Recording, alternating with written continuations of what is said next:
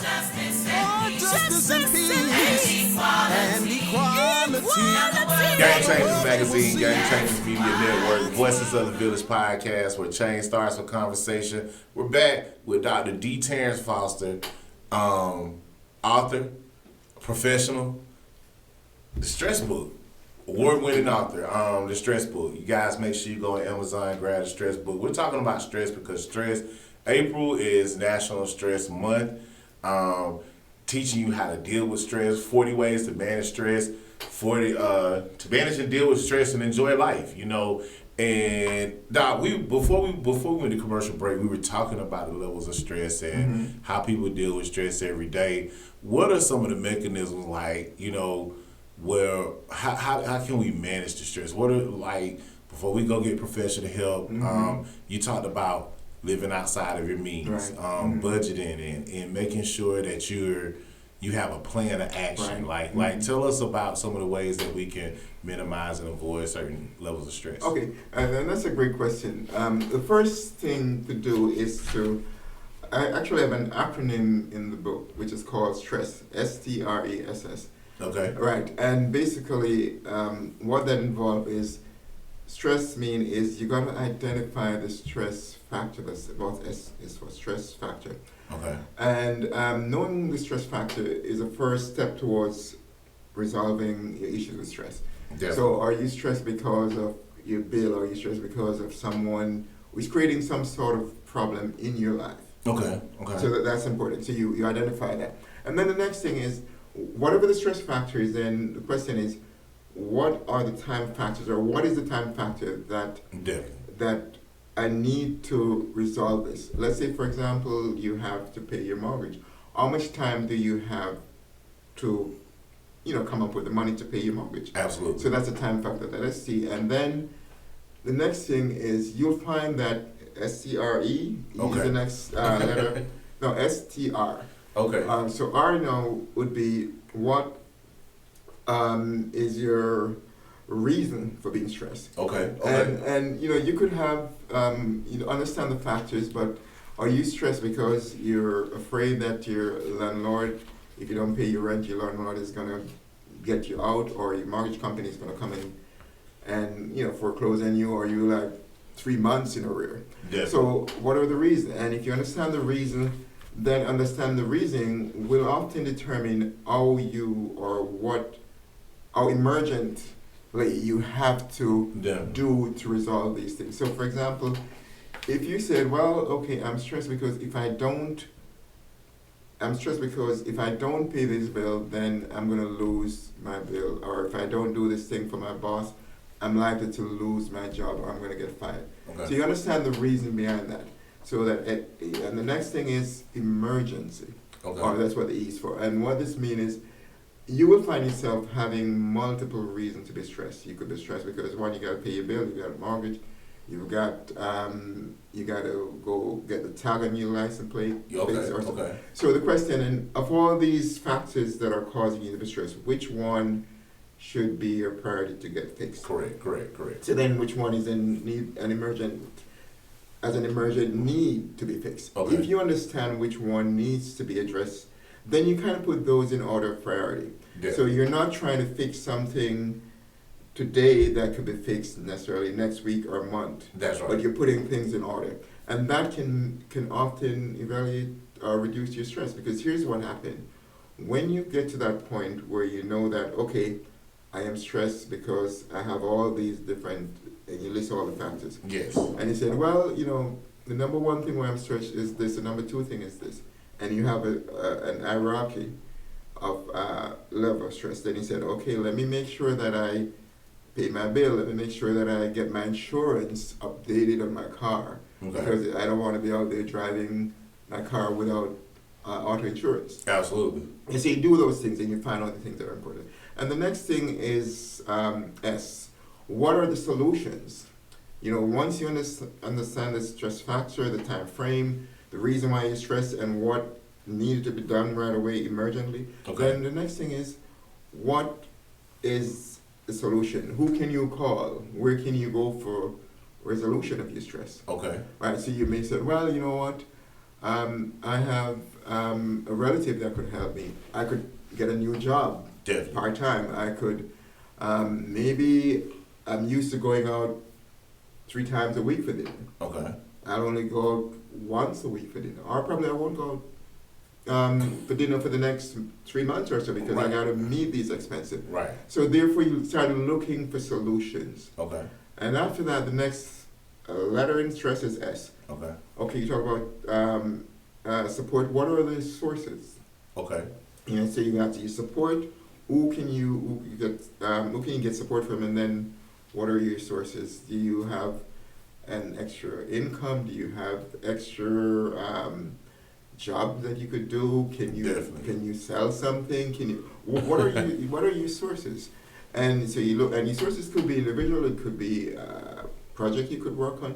Yes. So you put all of these things together, and stress, the same thing as the term we're talking about, the acronym stress. So first thing is identify your stress factor. 2, identify the time which you need to resolve those issues, and Yeah. then try to figure out the reason behind why you're stressed, Okay. right? Okay. And then the next letter is in stress is E. Okay, you got all these factors. Which one of these factors need to be addressed right away? Definitely. And therefore you work on those things. Let the things that can be addressed a month or 2 down the road. Don't ignore them, but put them in order of priority. And then you look at your source. What are the source that you have to resolve these, and what are the support that you have to resolve these? So that acronym in itself can help you to deal with stress. Man, now most people kind of suffer in silence Correct. when it comes to stress. Mhm. Like we pile so much on our plate. Like, is that due to being embarrassed that we had? Like, hey man, I'm really desiring something that's outside of our Right. means, Mhm. or why do people suffer in silence, and why do they choose to Right. kind of lock themselves Yeah. in to It's a multifactorial issue. It's all of those things that you've said. Okay. Some people suffer in silence. Because they're afraid to express themselves. Because here's one thing in life: we could say what we want and we could take an action, but we don't know what the response to the person we're going to be talking to, or to the entity. We could say, okay, well, I don't like the salary that I'm getting from my job, but do you want to go and talk to your boss about it? Yes. What if you decide, well, we're going to let you go? Okay. Yeah. Then, you said, okay, let me just continue. Or it could be something as simple as this, where, you are working in a partnership with a business partner, Mm-hmm. and you don't like what they are doing. Okay. But then you feel, I'm not going to say anything, I'm just going to wait. But communication is so important because it brings things to the forefront. To the front. Yes. And if it does that, then it allows the party involved to realize that, you know what, we could resolve this. Right. Because sometimes the things that we're afraid of we're afraid of it because we're looking ahead way beyond where we're going to end up. Absolutely. But if we could talk about things, resolve things, Yes. then we find that, oh, wait a second, I was worried about that, this guy is going to be really hard on me, or is going to do this, or they're going to do this to me, or I'm going to lose this. When in fact, if you discuss those things, you'll find out that that's not what will eventually happen. So we tend to to project into the future far beyond where things will ever happen. That's right. And then because of that, we decide, we're going to just suffer in silence. The other thing is that people are just afraid. They're afraid to express themselves in simple terms. And we have to learn to speak up what we're feeling, right, and let it known. Now, of course, there's sometimes consequence to that. It's definitely consequences. And we have to also be aware of that. So there are times when you have to say, you know what, it may be a good time to be silent. Okay. Because not everything that can be said should be said, and not everything, and there's a time and a place for everything. So you also have to balance that as well. So it's not to say, okay, well, I'm just going to speak my mind. And I'm guilty of that. There's a time, whatever comes to my mouth, I'm going to say it. But then you also have to respect a certain protocols, the core, and sometimes some people say, I don't care, I'm just going to say whatever I'm thinking. Yes. And that's not always the wisest thing to do. Okay. We also have a brain, we got to think about the consequences. Because again, we are not responsible for what people do based on our action. People will determine what they do. Absolutely, you're definitely correct. And then we have to, then we have to respond accordingly. So suffering in silence is something to learn how to express yourself and express it in a way that is rational. Definitely. Now, and that opens the gate to where I feel like a lot of times people are in a box where they're in a battle of saying yes or no. Being able to say, this is healthy for me, this is unhealthy for me. Or the pressures, peer pressure, relationship pressures. You know, like you even talk about you sex in here. You know, you even talk about like different things on partnerships. And even in you being a roommate with somebody, or you even anything that takes you dealing with somebody or a relationship with somebody, or being in business with somebody. Like you could be in business and hey, my business partner didn't make a good decision, I can't support that. And then you deal with the stress, or my business partner did this, and man, it caused us stress later. Like, tell us the battleground a person faces and how they can overcome the battle of the yes and the no. Right. Well, the battleground is often again, a big part of this is communication. Okay. You know, if you're in a partnership with somebody, you know, you should have at least some initial ground rule. Definitely. What are the agreement? Because a lot of times, and this could be even in your personal relationship, you have to have certain boundaries, you have to have certain rules, ground rules that both of you agree to. Definitely. And then once either one of the party or one of the parties getting outside of that, then you got to, try to figure out what the reason for that and bring people back into the framework of the agreement. If you can do that, then you're at least half the battle won. Now, how do you do that? You have to be willing to talk to people, to let them know when you think the ground rule is being violated, so that they know, and then hopefully you could find a common ground to resolve those things. Yes. And that can be a really difficult thing, because sometimes some people feel, well, I don't want to rock the boat, but sometimes you have to have those difficult conversations. Right. Because without those difficult conversations, it makes things worse. Right. So you have to find a way to talk about them. And again, there's always a risk, but you have to take that risk sometimes. Because sometimes not taking that risk is worse than living through the challenges that lay ahead if you don't do anything. You're absolutely correct. And I know you were inspired to write this book during COVID. Right. And COVID was one of the most stressful times in the world, not just America alone. It was one of the most stressful times in the world.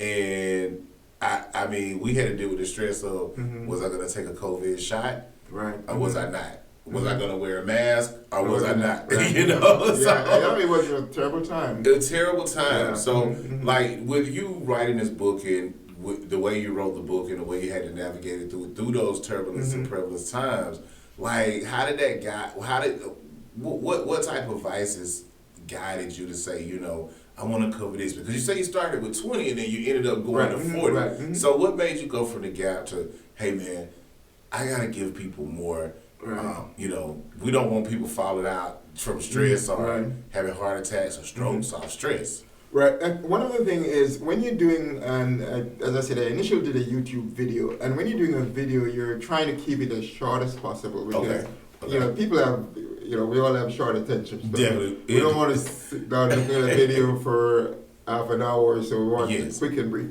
So when you're in doing the video, the mindset was, okay, I want to make this short, and I want to make it to the point. But when you're writing a book, there's a lot more that goes into that. Yes. And I've written 3 books. Yeah, this is not the only book that I've written. Definitely. I've written some other books as well.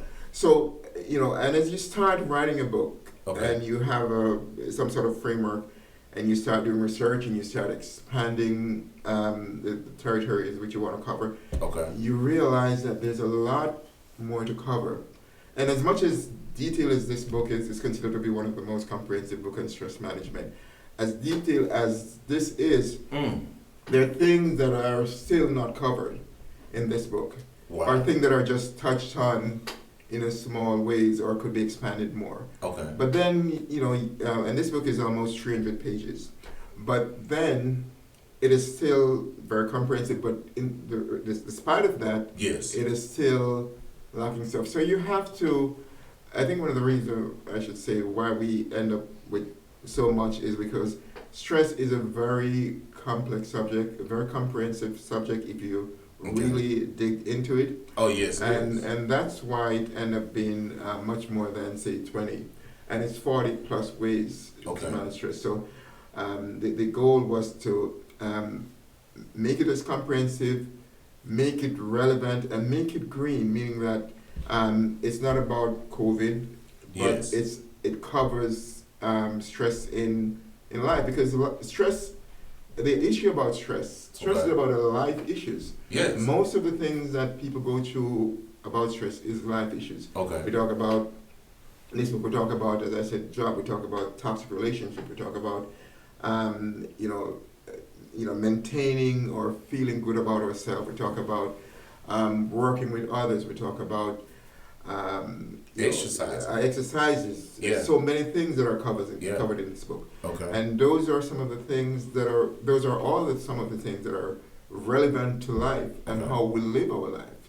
Because if you're living and you're dealing with life, you're going to come across life issues, things that are challenging. And that's what is in part this book is about. Man, phenomenal book, man. Multi-award winning bestseller. I've seen it all over the internet, and I've followed some of the videos that you have online. But we're going to have to go to another commercial break, because we definitely want to make sure we recognize our sponsors and want to make sure we recognize those supporters. Shout out to you guys. Make sure you shout out to Share Divide and Nard State Farm over there helping people. GEL Health Advisors. If you don't have health insurance, you need health insurance, affordable health insurance, make sure you guys contact GEL Health Advisors. Ms. Gill and her staff are doing phenomenal things over there. You guys stay tuned. We're going to wrap it up with Dr. D. Terrance Foster, the stress book. We're going to talk 40 ways to manage your stress and enjoy a healthy life. Guys, stay tuned so you can hear more. Game Changers Magazine, Game Changers Media Network, Voices of the Village Podcast, where change starts with conversation. And equality. Now the world they will see.